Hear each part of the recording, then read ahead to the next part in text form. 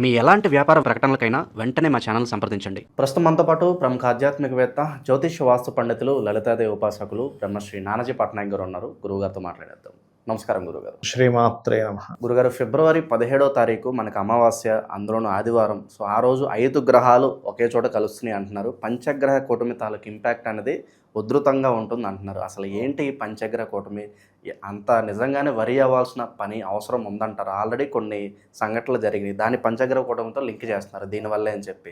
మరి ఏ రాశుల వారికి ఇది బెనిఫిట్? ఓవరాల్గా ప్రజలందరూ ఎటువంటి జాగ్రత్తలు తీసుకోవాలి గురుగారు? ఒకటేనండి, అమావాస్యతో కూడిన పంచగ్రహ కూటమి ఎంతైనా సరే మనకి ప్రకృతి వైపరీత్యాలు కానివ్వండి, దీని ఎఫెక్ట్ ఉంటుంది. అయితే ఇక్కడ ఏంటంటే ఇక్కడ చాలామందికి చాలా సంశయాలు. ఏంటి అంటే, ఒకటి, ఇవి ఎందుకు చెప్తున్నారు అనిపిస్తుంది కొంతమందికి. అమ్మయ్య కరెక్ట్గా అని చెప్పారులే అనిపిస్తుంది. ఇక్కడ ఏంటంటే అసలు ఎందుకు చెప్పుకోవాలి ఇది అంటే, దానికి తగ్గ పరిహారం చేసుకోవడానికి.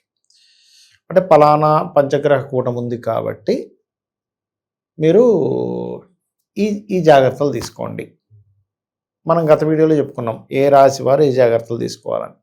ఇక్కడైతే రాశి తెలియదు, నక్షత్రం తెలియదు, ఏమీ తెలియదు అనుకోండి.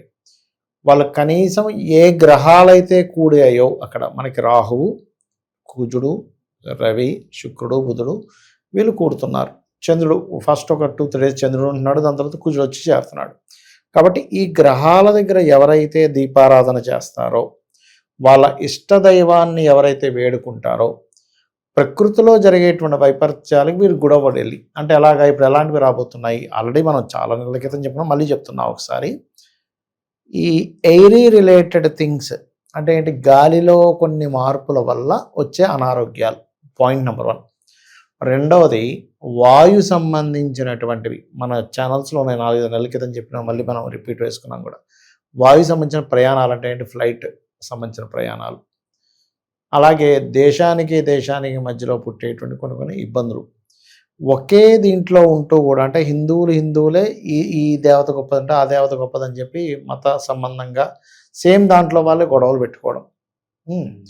అండ్ అలాగే ఇంకోటి ఏంటంటే, ఇక్కడ ఈ రేట్లు, బిజినెస్ సైన్లో గురువు కదా, బిజినెస్ సైన్లో గురువు ఉండేసరికి ఏమైపోతుందంటే అసలు ఏ రేటు ఎప్పుడు పెరుగుతుందో తెలియదు, ఏ రేటు ఎప్పుడు తగ్గిపోతుందో తెలియదు. అంత ఫ్లక్చువేషన్స్. అంటే అసలు మనం ఎప్పుడు కని విని ఎరుగని వింతలు చూస్తామని మనం గతంలో చెప్పుకున్నాం, గుర్తుంది. 5 వింతలు చూస్తూ ఉన్నా. 5 వింతల్లో నాకైతే సిల్వర్ గోల్డ్ రేటు పెరగడం తగ్గడమే పెద్ద వింత అనిపిస్తుంది నాకు. ఏమంటే అసలు ఎప్పుడైనా చూసామంటే ఒక సంవత్సరంలో డబల్ అవ్వడం, 3 అవ్వడం, 4 రెట్లు అవ్వడం. అసలు మనం చూసాము 4 రెట్లు అవ్వడం ఏంటంటే 5 రెట్లు, 5% 1% పెరిస్తేనే చాలా గొప్ప. మా చిన్నప్పుడు పెట్రోల్ రేటు 1 రూపీయో 10 పైసా ఎంత పెరిగితే పెద్ద గొడవలు జరిగిపోయాయి, ధర్నాలు చేశారు, హడావిడి అయిపోయింది పెట్రోల్ రేటు పెరిగిందని. అసలు ఏంటిది అసలు పరిస్థితి? అంటే ఏంటంటే ఇవన్నీ ఫ్లక్చువేషన్కి గురవుతున్నాయి గ్రహాలన్నీ కూడా. అది కూడా కుంభరాశిలో కలిసి ఉన్నప్పుడు ఇట్లా జరుగుతూ ఉంటుంది అనమాట మెయిన్గా. అయితే ఏ రాశుల వారికైతే అది దశమ స్థానము, లాభస్థానము, 6వ స్థానం, 3వ స్థానం అవుతుందో, అంటే మేషానికి, వృషభానికి, కన్యకి, ధనస్సుకి మంచిదే మళ్ళీ ఆ పంచగ్రహ కూటమి అనేది. ఎలాంటి బెనిఫిట్స్ ఉంటాయి అంటారు వాళ్ళకి? మేషం వారికేమో అన్ని లాభాలు, వృషభం వారికేమో కెరీర్ పరంగా బాగుండడం, కన్య వారికేమో శత్రువుపై జయము, కేసెస్ ఏమైనా ఉంటే గెలవడము, కాంపిటీషన్లో గెలవడము, ధనస్సు వారికేమో కొంచెం ఏదైనా ఒక ధైర్యంగా కొన్ని స్టెప్స్ తీసుకొని, కొన్ని ఎలా అంటే చూడండి, మనం కొన్ని మూమెంట్స్ తీసుకుంటాం ధైర్యంగా, అదొక మంచి దీనికి తీసుకెళ్తుంది. అట్లాంటి వాటికి మంచిది అది.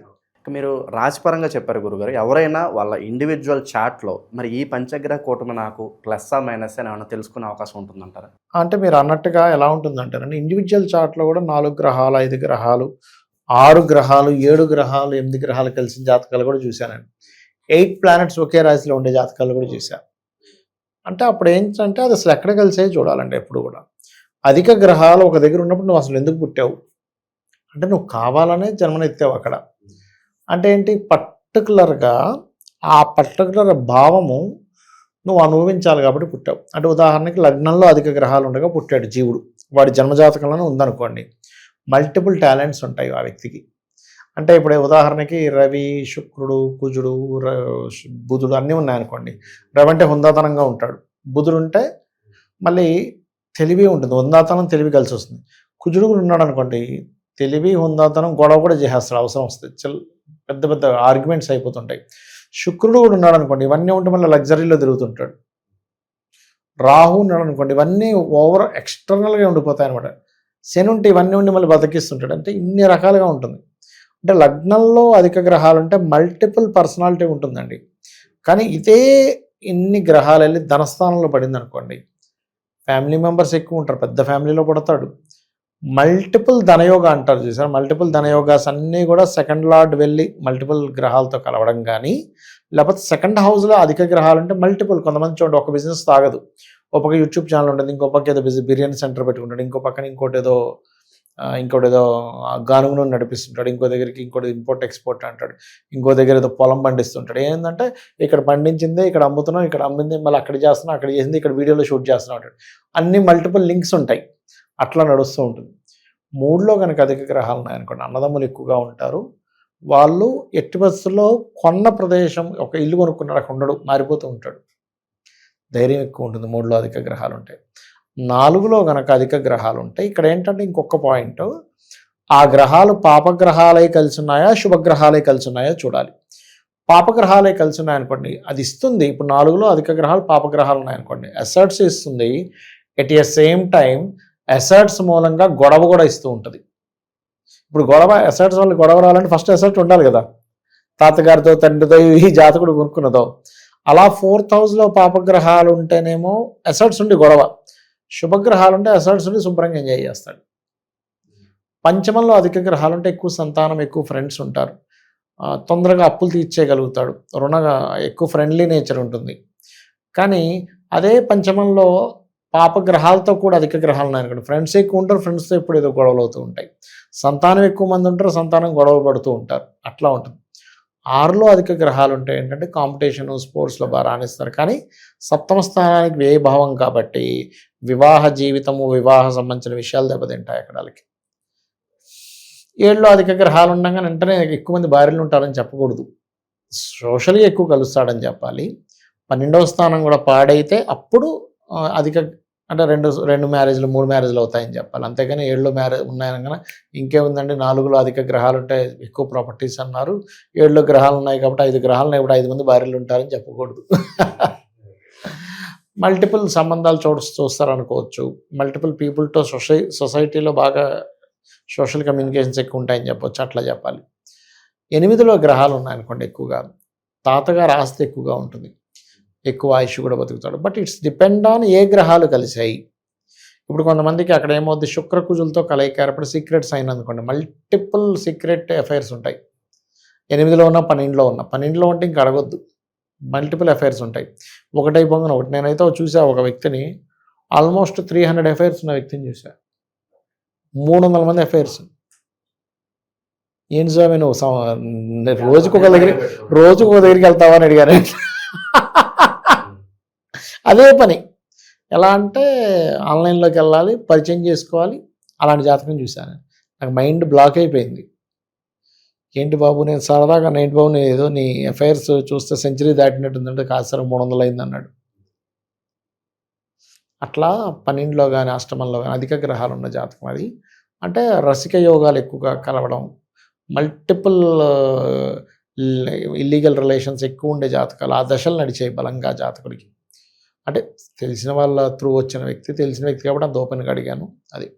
ఇక 9లో అధిక గ్రహాలు ఉంటాయి ఏంటంటే హయ్యర్ ఎడ్యుకేషన్స్ ఎక్కువ చదువుతారండి వీళ్ళు. 8లో ఉంటే ఒక్కోసారి రీసెర్చెస్ కూడా బాగా పనికి వస్తాయి, యాక్సిడెంట్స్ కూడా అవుతాయి కొన్నిసార్లు. అదే దశమంలో ఉన్నదనుకోండి ఎక్కువ గ్రహాలు, మల్టిపుల్ జాబ్స్ చేస్తారు వాళ్ళు.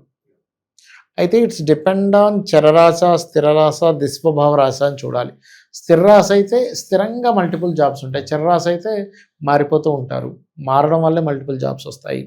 దిస్వభావ రాశి అయితే పొద్దున్న ఒకటి, మధ్యాహ్నం ఒకటి, సాయంత్రం ఒకటి ఇలా పెట్టుకుంటాడు జాబ్స్ అన్నీ కూడా.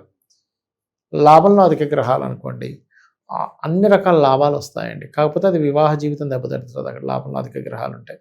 ఇక 12లో ఉంటే ఖర్చులు ఎక్కువ, మల్టిపుల్ రిలేషన్స్ ఎక్కువ, విదేశాలకు వెళ్తే వీళ్ళు బాగుపడతారు చెప్పచ్చు.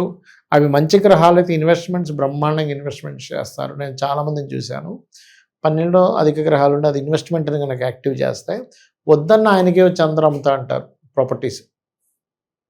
వేరేవాడు ఉదాహరణకి 10 కోట్ల ప్రాపర్టీ ఇప్పుడు 12 ఇస్తా అన్నాడు, లేదు లేదు వాళ్ళకి ఇవ్వడం ఇష్టం లేదు, మీరే కొనుక్కోండి అంటాడు. ఈయనకేమో అర్థం కాదు, ఇదేమిటో నా దగ్గర డబ్బులు లేవంటే వీడేమో తక్కువగా అమ్ముతా అంటున్నాడు, ఏం చేయాలో అర్థం కాదు. అది ఇన్వెస్ట్మెంట్ టైం అని నడుస్తూ ఉంటుంది ప్రతి ఒక్కరికి. ఇన్వెస్ట్మెంట్ టైంలో మీరు ఇన్వెస్ట్మెంటే చేయిస్తుంది గ్రహం, అమ్ముకునే టైంలో అమ్మిపిస్తూ ఉంటుంది. ఇక్కడ ఏంటంటే మనం ఎప్పుడు కొనాలి, ఎప్పుడు ఏం కొనకూడదు అనేవి అధిక గ్రహాలు ఉన్నప్పుడు పర్టికులర్ ఎక్కువ దాని ప్రభావం చూపిస్తుంది. పర్సనల్ చార్ట్లో కూడా మీరు ఇప్పుడు చేయాల్సింది ఏంటని చెప్తుంది. అంటే ఎలా అంటే ఇప్పుడు మీకు సీజన్ ఉంది, ఈ సీజన్లో ఈ ఫుడ్ తినాలని ఒక లెక్క ఉంటుంది, ఆపోజిట్ ఫుడ్ తింటే కరెక్ట్ కాదు కదా. అట్లాగే గ్రహాలు కూడా ఇప్పుడు మీరు ఇది ఇన్వెస్ట్మెంట్ చేసే టైము, లేదా ఇది అమ్మేసే టైము, వివాహం చేసుకునే సమయము, లేకపోతే ఇక్కడ మీరు అబ్రాడ్కి వెళ్ళే టైము అని డిసైడ్ చేస్తుంది. దాని తగ్గట్టుగా మనం కనుక ఫాలో అవ్వగలిగితే ఖచ్చితంగా రిజల్ట్ ఉంటుంది. గురుగారు ప్రత్యేకంగా ఆ రోజు అమావాస్య రోజు ఇక మన ఏమనుకున్నా ముందుకెళ్ళట్లేదు, పెద్దగా కలిసి రావట్లేదు, కష్టాలు ఎక్కువ కొన్ని అనుకోలేదు, ప్రత్యేకంగా ఏదన్నా పరిహారం చెప్పండి గురుగారు. ఆ రోజు మంగళవారం అమావాస్య గ్రహణం పట్టిందండి. మంగళవారం పట్టిన గ్రహణం ఏంటంటే ప్రతి ఇన్సిడెంట్ రిపీట్ అవుతుందని అర్థం. మంగళవారం రోజు పడ్డందుకు ఆ రోజు వీలైనంత మట్టుకు గ్రహణ సమయంలో తీసుకునే జాగ్రత్తలతో పాటు వీలైనంత మటుకు శక్తి ఆలయాలకు వెళ్ళడం మంచిది. ఆ రోజు తర్వాత రోజైనా, ఆ రోజు కాకపోయినా ఆ రోజు మూసున్నాయి, లేకపోతే మనకు మూసున్నాం ఇండియాలో లేదు అటుగతిగా గ్రహణం, ఆంజనేయ స్వామి, నరసింహస్వామి, గణపతి ఈ ఆలయాలకు వెళ్తే మంచి ఫలితం వస్తుంది ఆ రోజు. అదేవిధంగా ఏదైనా అగ్ని కార్యాలు అనేవి జరుగుతుంటే అగ్ని కార్యాలకు అటెండ్ అవ్వడము ఇవి ఎక్కువగా చేయాలి. సో ఓవరాల్గా ఈ పంచగ్రహ కూటమి తాలూకు ఇంపాక్ట్ ఏ విధంగా ఉంటుంది, అలాగే అమావాస్యకు సంబంధించిన పరిహారాలు అద్భుతంగా వివరించారు. ధన్యవాదాలు. శ్రీమాత్రే నమః.